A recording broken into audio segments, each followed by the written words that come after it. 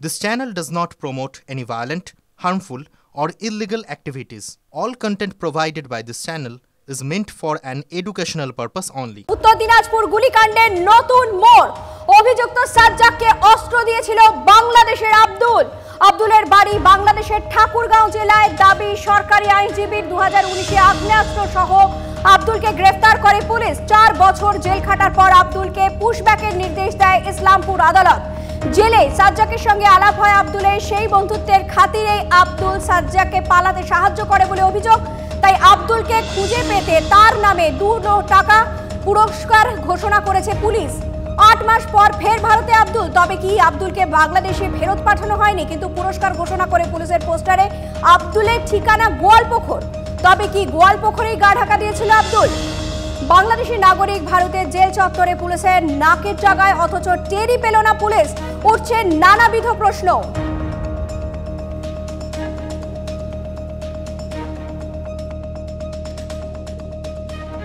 এই আসামিটা হচ্ছে একটা কেসে অ্যারেস্ট হয়েছিল 2019-এ। ওর নাম হচ্ছে আবুল হোসেন এলাইস আবাল। 14 ফরেনার্স অ্যাক্টে অ্যান্ড আর্মস অ্যাক্টে ওকে অ্যারেস্ট করে গোয়ালপুকুর থানা এখানে পাঠাইছিল। ওকে 3 বছর কনভিকশন দিয়ে 50,000 টাকা ফাইন, 2 ইয়ার্স আরও পানিশমেন্ট দিয়ে ওদেরকে পুশব্যাক করে দেওয়া হয়। সে সময় অ্যাকিউজ সাজ্জাক আলম, যে মেন অ্যাকিউজ আছে, ও হচ্ছে 20/10/2019 তারিখে অ্যারেস্ট হয়। কালকে এখানে কোর্টে ওর দেখা, মানে কোর্টে হচ্ছে ওকে দেখেছে, ওকে বোঝা যাচ্ছে কি ওর সঙ্গে ও কালকে কথাবার্তা করেছে, সেই জন্য ওকে হচ্ছে এই কেসে ও সহযোগিতা করেছে ওকে ভাগানোর জন্য। গোয়ালপুকুর অ্যাড্রেসটা ভুল, একদম বাংলাদেশি।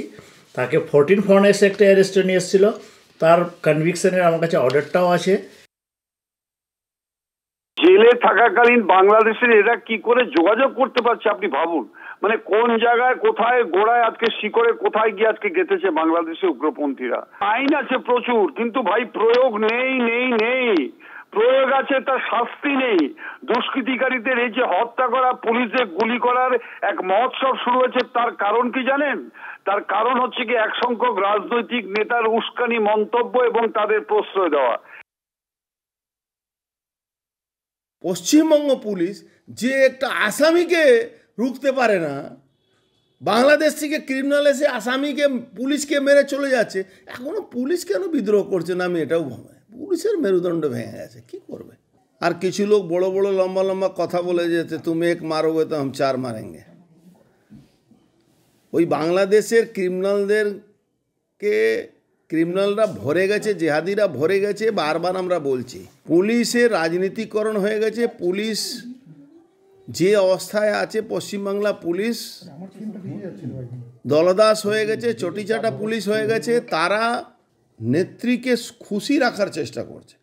এখন তো পুলিশটাই এক পার্টি হয়ে গেছে, তৃণমূল কংগ্রেসের একটা উইংস হয়ে গেছে। এদিকে বাংলাদেশি দুষ্কৃতী অস্ত্র হাতে আদালত চত্বরে কিভাবে? আদালত পুশব্যাকের নির্দেশের পরেও কিভাবে দেশে বাংলাদেশি দুষ্কৃতী আব্দুল? এবার বিএসএফ কে কাজ করায় দাঁড় করালেন রাজ্যের মন্ত্রী গোলাম রাব্বানি। আদালতের নির্দেশের পর বাংলাদেশে ফেরত পাঠানো হয়েছিল আব্দুলকে, কিন্তু বিএসএফ এর নজরদারির অভাবেই ফের ভারতে ঢোকে আব্দুল, দাবি মন্ত্রীর। ইনি বাংলাদেশের ন্যাশনাল, ইনি এসেছিলেন ইন্ডিয়াতে। আমরা একে প্রমাণ করে 3 ট্রায়াল হলো। ট্রায়াল হওয়ার পর 3 বছর 4 বছর ইনি জেলে ছিলেন। জেল থেকে পুশব্যাক করা হলো বাংলাদেশ প্রশাসনের মাধ্যম থেকে। পুশব্যাক করার পর বাংলাদেশের নাগরিক বিএসএফ যেখানে মোতায়েন থাকছে বর্ডার এলাকাতে, আমাদের ন্যাশনাল সিকিউরিটির জন্য, আমাদের দেশের সুরক্ষার জন্য, আমি অবাক হয়ে গেলাম যে বিএসএফ এর গাফলতির জন্য ওই লোকটা ইন্ডিয়াতে এসে কোর্টে কি করে ঢুকলো, কোর্টে একটা আর্মস কি করে দিল, এটা পুলিশ তদন্ত করছে। যার জন্য এটা ন্যাশনাল বিএসএফ এর একটি গাফলতির জন্য এই লোকটা বাংলাদেশ থেকে এখানে এসে এটা সেদিন ঘটনাটা করেছে আবল আর এরা একসঙ্গে জেলে ছিল। এটা প্ল্যানিং মাফিক করা হয়েছে, এর পিছনে কোনো ষড়যন্ত্র আছে।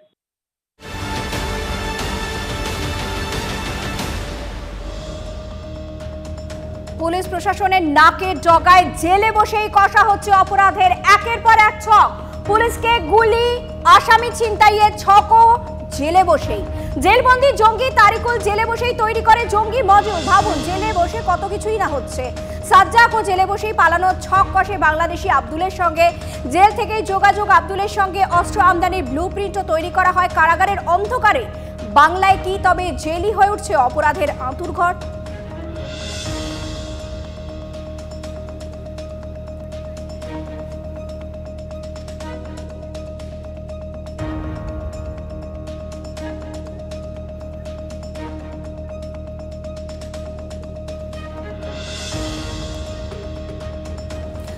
গোয়ালপুকুর কাণ্ডের পর সতর্ক বারাসত পুলিশ। বারাসত আদালতের লকআপের নিরাপত্তা ব্যবস্থা সরে জমিনে খতিয়ে দেখতে এসডিপিও আইসি সিসিটিভিগুলি ঠিকঠাক কাজ করছে কিনা তাও গুরুত্ব সহকারে খতিয়ে দেখলেন প্রশাসনিক আধিকারিকরা। এই মুহূর্তে বারাসত আদালত চত্বর থেকে রয়েছেন আমাদের প্রতিনিধি দীপঙ্কর। দীপঙ্কর, আজ কোন কোন বিষয়গুলোকে খতিয়ে দেখলেন এসডিপিও আইসি?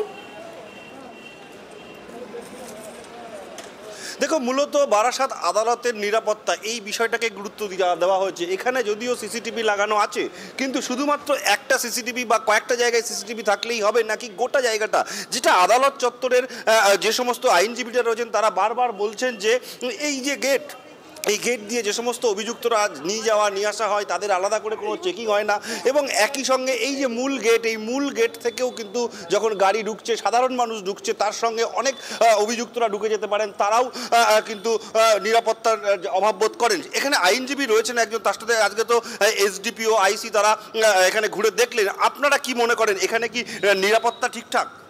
দেখুন, নিরাপত্তা বলতে সেরকম কোনো কিছু আমি দেখতে পাচ্ছি না।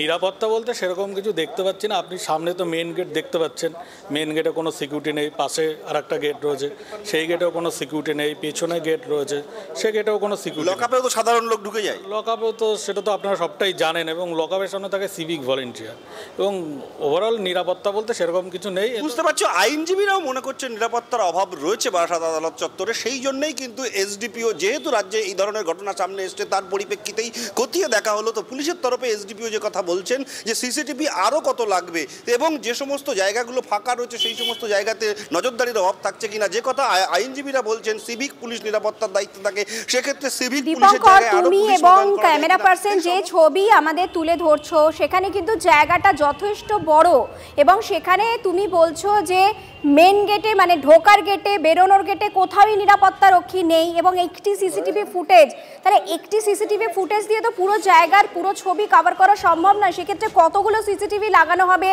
কোন কোন জায়গায় নিরাপত্তা রক্ষী বসবে, সেগুলো কি প্রাথমিকভাবেও স্থির করা হয়েছে?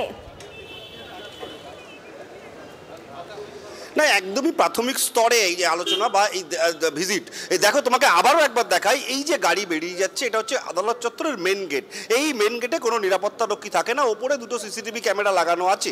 এরপর এই গেট থেকে যখন কোনো গাড়ি বা সাধারণ যাত্রীরা যারা ঢুকছেন, তারা যখন এই গেট থেকে ঢুকে যাচ্ছেন, তারপর এর পেছনের যে গেট, আমি সুকান্তকে বলবো আরেকটু ঘুরে এই পেছনের গেটটা দেখানোর জন্য, এখানেও কিন্তু কোনো নিরাপত্তা রক্ষী থাকেন না। ফলত এখানে একটা সিসিটিভি লাগানো আছে এই জায়গাগুলো, এবং এর পাশে দেখো একটা লম্বা জায়গা, আদালত চত্বরের পুরো জায়গাটা কিন্তু বাইকের গ্যারেজ নিয়ে ঢাকা থাকে। এই জায়গাটা পুরো বাইকে, কোনো আসামি যদি তাদের রেকি করা থাকে তো এখান থেকে পালিয়ে যাওয়ার খুব সহজ। তো এই জায়গাগুলোতে কি কি ঘাটতি রয়েছে, সেই ঘাটতিগুলো খতিয়ে দেখবার জন্যই কিন্তু এসডিপিও এসেছিলেন, এবং এসডিপিওর সঙ্গে বারাসাত থানার আইসি ছিলেন। অর্থাৎ খুব প্রাথমিক পর্যায়ে গোটা আলোচনা রয়েছে। আপাতত তোমাকে ধন্যবাদ। শুধু সিসিটিভি, কত সিসিটিভি আছে এখানে, কত ওয়ার্কিং আছে, ফাংশনাল আছে, ওদের একটা বক্তব্য আছে যে কোনো চেকিং হয় না, কে পুলিশ, ওটা তার জন্য তো আজকে ভিজিট করলাম আমি, আজকে ইন্সপেকশন করলাম আমি। যে যেটা দরকার আছে, যেটা চেঞ্জের দরকার আছে, ওটা আমি করে দেবো। যে কোনো সময় ঘটতেই পারে কোর্ট চত্বরে। আমরা তো সবসময় একটা দুশ্চিন্তার মধ্যে কাটাই যে সেরকম কোনো নিরাপত্তা নেই। একটা কোর্টের ভেতর যে কোনো ইনসিডেন্ট ঘটে যায়, গেটের সামনে কোনো সিকিউরিটি নেই, যে সিকিউরিটি কোনো দুষ্কৃতী বা কোনো আততায়ীকে গেটের সামনে আটকে দেবে, এরকম কোনো কিছু নেই। নিরাপত্তা আরও অনেকটাই ভালো করা দরকার। এবার একটু মালদার দিকে চোখ রাখবো। মালদায় তৃণমূল নেতা খুনে 4 দিন পেরিয়ে গেছে, এখনো কিন্তু অধরা মূল অভিযুক্ত। বিহারে গা ঢাকা মূল অভিযুক্ত জাকির ও তার শাগরেদদের ড্রোন উড়িয়ে স্নিফার ডগ দিয়ে তল্লাশি চালিয়েও খোঁজ মিলছে না। পুলিশ কুকুর গতকাল ক্রাইম সিনে 4 কিলোমিটার দূরে থেমে যায়। দুষ্কৃতী জাকিরের খোঁজে তাই বালুয়াচড়া এলাকায় ড্রোন উড়িয়ে তল্লাশি চালায় পুলিশ। জাকির শেখের খোঁজে বিহার পুলিশের সঙ্গে কথা বলছে মালদা পুলিশ, খবর সূত্রে।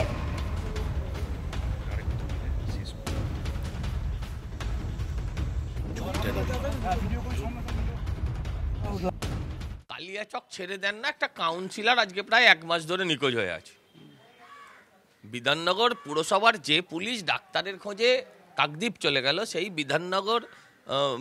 বিধাননগর থানার সেই বিধাননগর কমিশনারেটের একজন কাউন্সিলর, তিনি বেঁচে আছেন, মারা গেছেন, কি হয়েছে কিছু বোঝা যাচ্ছে না। হ্যাঁ, তো তাকেও পুলিশ খুঁজে বার করতে পারছে না। এসব ড্রোন ওড়ানো, হ্যাঁ, এসব একটা মানে ফার্স, লোক দেখানো, টিভিতে ফুটেজ খাওয়া গল্প।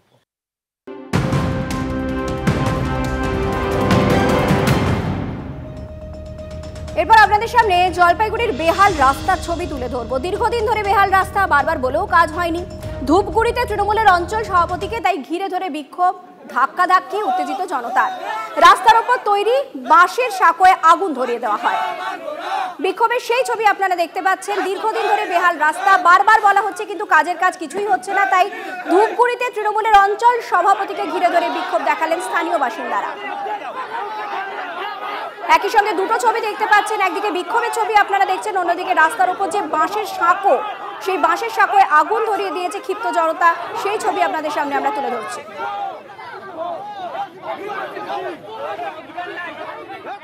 দীর্ঘদিন থেকে বেহাল এলাকার রাস্তার উপরে তৈরি করা হয়েছিল বাঁশের সাঁকো, সেটাও ক্ষতিগ্রস্ত হয়েছে। সেতু থেকে পড়ে একাধিক মানুষ আহত হয়, আর তার কারণে রাস্তা অবরোধে সামিল হয়েছেন এলাকার বাসিন্দারা। দীর্ঘক্ষণ এশিয়ান হাইওয়ে 48 সড়ক অবরোধ করে বিক্ষোভ দেখাচ্ছেন এলাকাবাসী। অবরোধের কথা শুনে এলাকায় এসেছিলেন তৃণমূলের অঞ্চল সভাপতি, তাকেও ধাক্কাধাক্কি করেন উত্তেজিত জনতা। চোর চোর বলে স্লোগান দেন। অভিযোগ, যেখানে দুয়ারে সরকার, দুয়ারে প্রশাসন, একাধিক কর্মসূচি দিয়েছে মুখ্যমন্ত্রী, সেই জায়গায় দাঁড়িয়ে এইভাবে এলাকার রাস্তা দীর্ঘ 9 মাস থেকে খারাপ থাকলেও কেন উদ্যোগ হয়নি প্রশ্ন তুলছেন সাধারণ। থেকে রনি চৌধুরী, TV9 বাংলা। প্রধান পঞ্চায়েত শুধু দেখে যাচ্ছে আর বলছে যে টেন্ডার পাস হয়ে গেছে, কাজ হবে, এই হবে, সেই হবে, এরকম করতে করতে পরপর 3টে অ্যাক্সিডেন্ট হয়ে গেল। আমাদের এই গ্রামের প্রত্যেকটা মানুষ এখানে একটাই দাবি করছে যে পঞ্চায়েত প্রধান এবং বিডিও সাহেব এসে আমাদেরকে লিখিতভাবে বলুন যে এই রাস্তাটা কতদিনের মধ্যে হচ্ছে। আমি বারবার করে উদ্যোগ নিয়ে প্রধানকে বলেছি, ভিডিওকে আমি ছবি পাঠিয়েছি, ভিডিও সাহেবও কিন্তু বারবার করে বলছে প্রধানকে দ্রুত স্টেপ নেওয়ার জন্য। তাহলে প্রধান নেয়নি? প্রধান নেয়নি সেটা না, যদি না হতো মানে কেউই, তার মানে সবাই উদ্যোগ নিয়েছে, তাহলে কার জন্য হচ্ছিল না?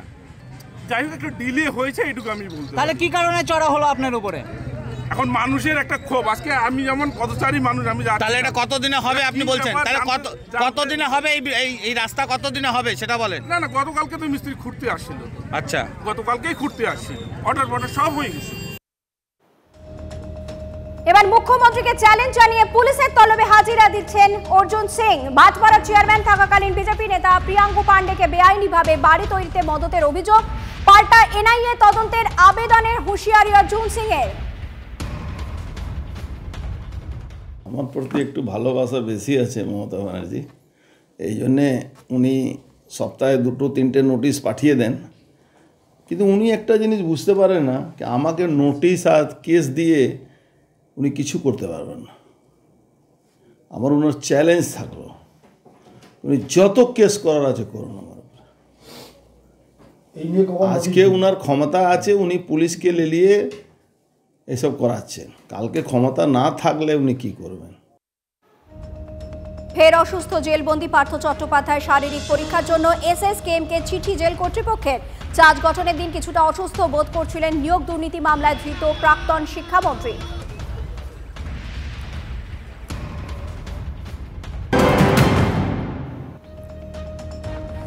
প্রসূতি মৃত্যুতে স্যালাইন বিতর্কের মাঝে ক্লিন চিট। বঙ্গে প্রসূতি মৃত্যুতে নাম জড়ানো স্যালাইন সংস্থাকে ক্লিন চিট দেওয়া হলো। পশ্চিমবঙ্গ ফার্মাসিউটিক্যালের RL-কে ক্লিন চিট দিল মুম্বাইয়ের ড্রাগ টেস্টিং ল্যাব। কর্ণাটক সরকারের অভিযোগের ভিত্তিতে ল্যাব টেস্টে পাস RL। হাইকোর্টে সেই রিপোর্ট পেশ করল স্বাস্থ্য ভবন। সৌরভ এই মুহূর্তে আমাদের সঙ্গে টেলিফোনে রয়েছেন।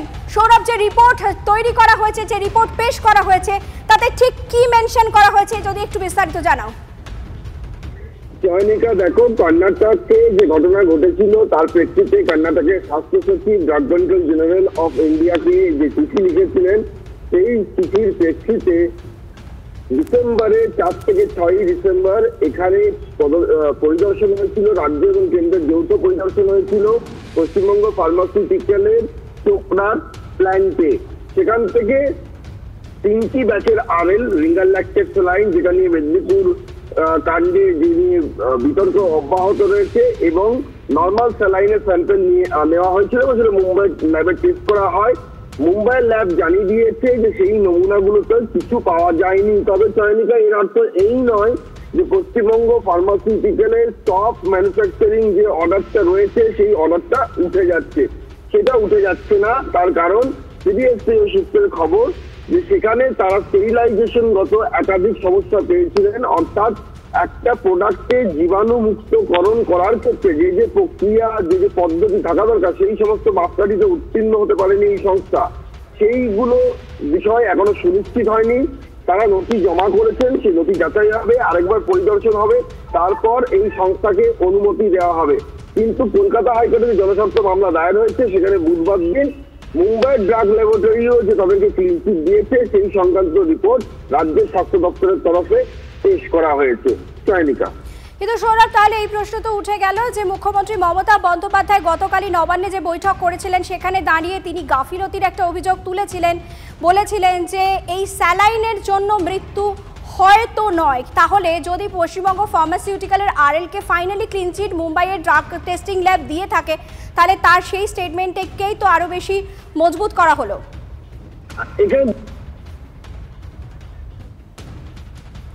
আমাদের সঙ্গে যোগাযোগ বিচ্ছিন্ন হয়ে গেছে, আপাতত তোমাকে ধন্যবাদ। এদিকে প্রসূতি মৃত্যুর দায়ে সাসপেন্ড মেদিনীপুর মেডিকেলের 12 জন চিকিৎসক। সাসপেনশনের পর এফআইআর দায়ের, পূর্ণ কর্মবিরতি ঘোষণা করেও পিছু হটলেন জুনিয়র ডাক্তাররা। জরুরি বিভাগ চালু রেখে আংশিক কর্মবিরতিতে ডাক্তাররা। রূপরেখা ঠিক করতে কিছুক্ষণের মধ্যেই বৈঠক শুরু হবে। কলকাতা থেকে মেদিনীপুরে যাচ্ছেন জুনিয়র ডাক্তারদের প্রতিনিধিরা। WBJDF এর সঙ্গে বৈঠকের পরেই চূড়ান্ত সিদ্ধান্ত জানিয়েছেন মেদিনীপুর মেডিকেলের জুনিয়র ডাক্তাররা। এই ধরনের ডেথ শুধুমাত্র যে মিদনাপুরে আজকে ঘটলো এরকম নয়, এই ধরনের ডেথ 2022-23 সালে অসহস্র ঘটেছে। 2015 সালে একজন শিক্ষক চিকিৎসক তিনি পরিষ্কারভাবে বলছেন আরএল না দিয়েলে এই ধরনের ওটিগুলো স্মুথলি হচ্ছে, এই ধরনের পেশেন্টগুলোর সুন্দর রিকভারি হচ্ছে। তাহলে সেইগুলোর কেন হচ্ছে সেটা স্বাস্থ্যভবন তদন্ত করুক, সেই তদন্তের মাধ্যমে যা উঠে আসবে উঠুক। যদি এই অভিযোগ হয় যে একজন যার ওখানে উপস্থিত থাকার কথা তিনি বাইরে ওই চাকরি না করে বাইরে কোনো প্রাইভেট প্র্যাকটিস করছেন, এইটা যদি বেরিয়ে আসে তাহলে অবশ্যই তার শাস্তি হওয়া দরকার। কিন্তু সেটার কারণ মানে পেশেন্ট মারা যাওয়ার কারণ, রোগী মারা যাওয়ার কারণ সেটা কোনোভাবেই হতে পারে না। আমরা ডাক্তার আমরা খুব ভালো করে জানি যে ওখানে 100 জন ডাক্তারও যদি উপস্থিত থাকতো, যদি ওই রকম একটা ভেজাল স্যালাইন, একটা নিম্নমানের স্যালাইন যদি যায়, সেখান থেকে হঠাৎ করে যদি ইউরিন আউটপুট শাটডাউন হয়ে যায়, তাহলে সেখান থেকে একেআই থেকে বাঁচানো সম্ভব হয় না। যদি ক্লিন চিট পেয়েছে তাহলে এরা নিজেরাই কেন শুরুতে বলেছিল যে আরএল এ প্রবলেম আছে? তাহলে এতগুলো এই 2015 আলিপুরদুয়ারের ঘটনা, তাহলে এই আরএলগুলো তুলে নেওয়ার দরকার কি ছিল? তাহলে সাপ্লাইটা তুলে নিল কেন, স্টকটা তুলে নিল কেন? ক্লিন চিট পেয়েছে, খুব ভালো, ওই আরএল চালাও। তাহলে এরকমভাবে হয় না। কোনো একটা কোম্পানিকে যখন একটা জায়গা থেকে ব্ল্যাকলিস্ট করা হয় তাহলে আমি ধরে নেবো যে না, সেটা নিয়ে আর কাজ করা সম্ভব না। তো একবার যদি ওইটা হয়ে যায়, তারপর আমি কেন এখানে একটা মানুষের জীবন নিয়ে কথা হচ্ছে, এখানে চান্স নেওয়ার কোনো ব্যাপার নেই। পশ্চিমবঙ্গ সরকার এই যে চিঠি দিয়ে কি করে বলল যে পশ্চিমবঙ্গ ফার্মাসিউটিক্যাল লিমিটেডের কোনো ওষুধ হেন্সপোর্ট তার ব্যবহার করা যাবে না। এর আগে যে বিভিন্ন মেডিকেল কলেজের প্রফেসররা, হেড অফ ডিপার্টমেন্টরা স্বাস্থ্য ভবনে তারা এই রিঙ্গাল ল্যাকটেড এই ফ্লুইডের বিরুদ্ধে অভিযোগ জানিয়েছে, তারা সবাই মোটিভেটেড। মানে সরকার একা সব ঠিক কাজ করছে, আগে একটা কলেজের প্রফেসর, ডাক্তার, তাদের কি মোটিভ রয়েছে যে এটার বিরুদ্ধে তারা অভিযোগ করবে?